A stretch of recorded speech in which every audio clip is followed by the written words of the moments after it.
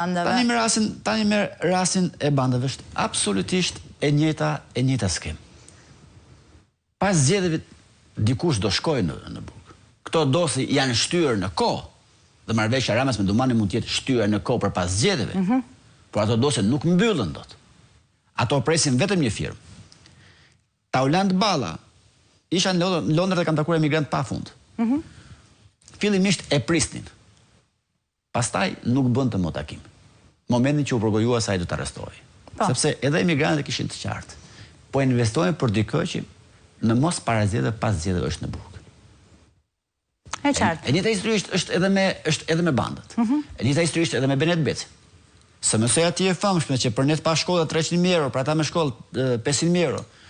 Nuk ka prokuror në botë, nuk ka kraj në botë që e shpëton. Le ta ketë mik.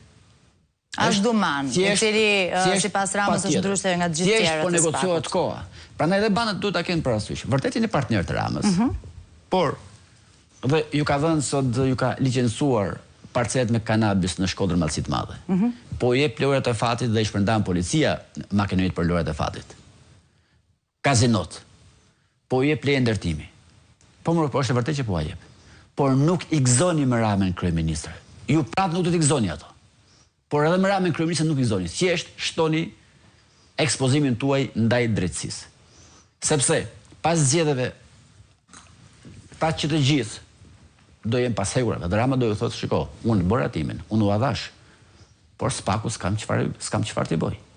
Tani, në një anën, po. Në rast se këta i vend ngishin kokës, edhe nuk bën edhe një herë pjesë e këtij pislimut të krimit. Këta minimalisht do fitojnë kohë sepse ekspozimi shkon ndaj kryeministrit, ndaj Ramës.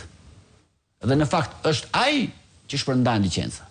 Është ai që fal licencën e lojrave të fatit, të parceleve të kanabisit, medicinal, siç e thotë Rama, është ky që jep resortet dhe letën ndërtimit. Çi kthen oligark, po themi, që i formalizon ose